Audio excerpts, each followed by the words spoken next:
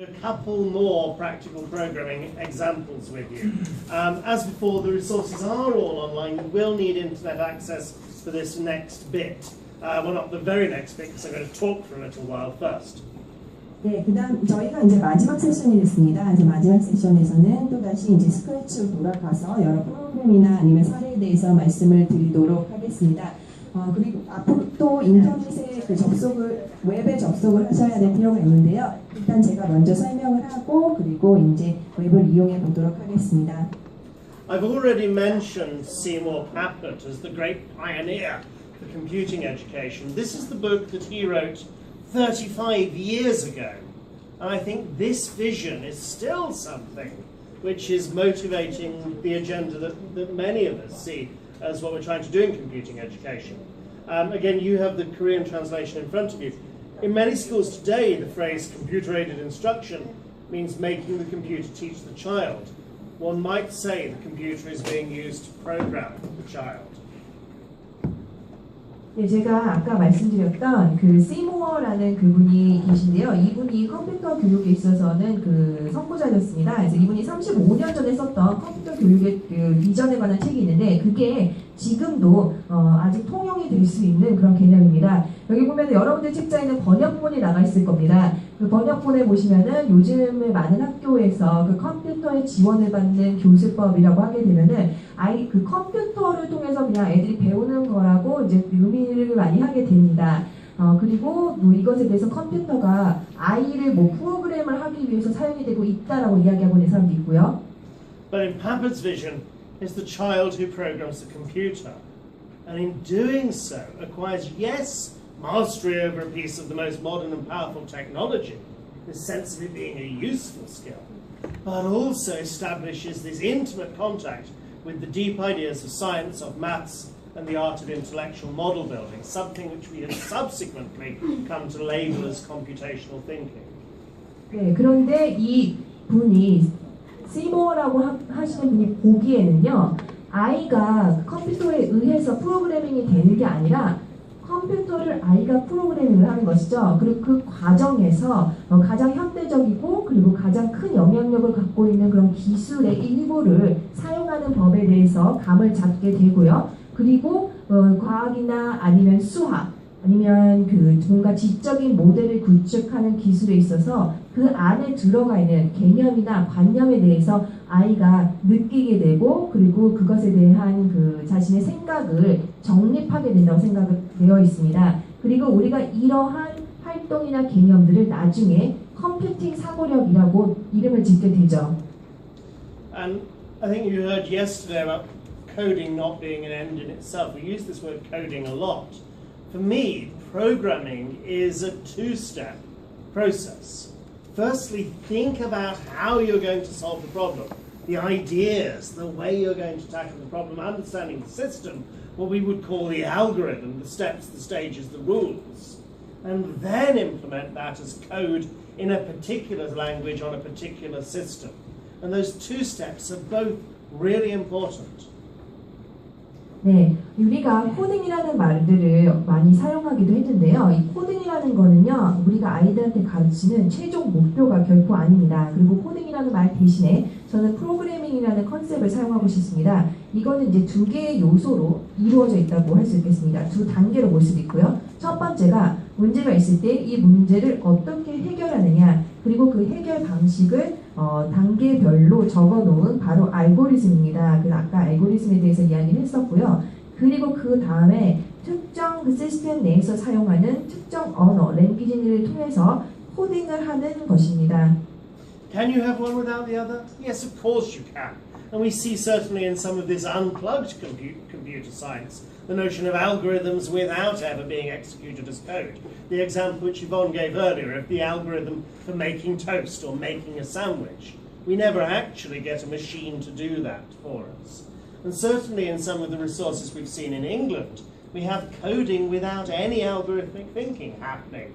Of people being so focused on children learning to program in Scratch or similar languages that they never get children to think about the idea, the rules, the steps that they have to follow. And so they just do the purely mechanical following steps in Scratch without thinking of how to solve the problem first. So it focuses too much on the coding without the thinking, I would say.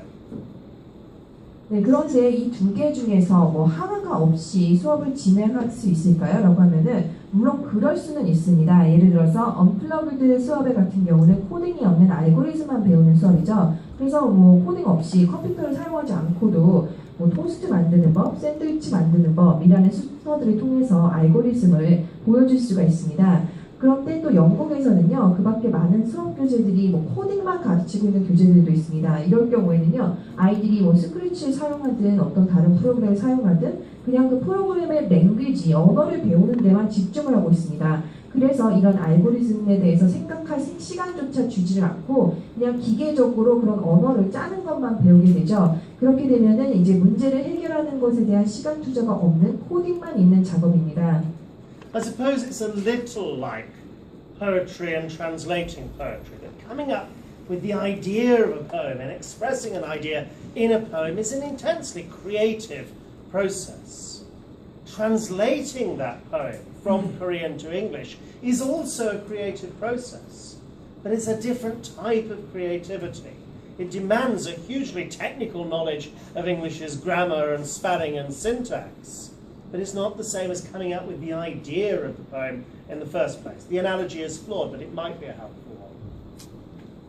네, 그래서 이거에 대해서 제가 다른 예를 들어드리면은 시를 쓰는 것과 그리고 시를 번역하는 것이 서로 좀 차이가 있다고 할 수 있겠는데요. 시를 쓰는 것은 좀 굉장히 창의적인 그런 작업이죠. 추상적인 개념을 만드는 것이고, 그리고 이 시를 또 영어에서 한국어로 아니면 한국어에서 영어로 번역을 하게 된다는 것은 이것 또한 창의적이긴 합니다. 하지만 창의성의 종류가 좀 달라지죠. 그리고 다른 스킬도 들어갑니다. 예를 들어서 뭐 구조문이나 영어의 내용들을 이해할 수 있는 문법에 대해서 알고 있어야 하고, 그래서 그런 시를 쓰는 것과 또 번역하는 것에 대한 차이가 있습니다. Okay, so why do we teach programming? I think the best justification we can give for it is because it seems the best way to develop an understanding of computer science, to develop this computational thinking. We can do it in other ways, but it's so close to what's needed for programming a computer that it seems the most efficient, the most effective, and yes, the most fun way to learn computational thinking is through writing some computer programs.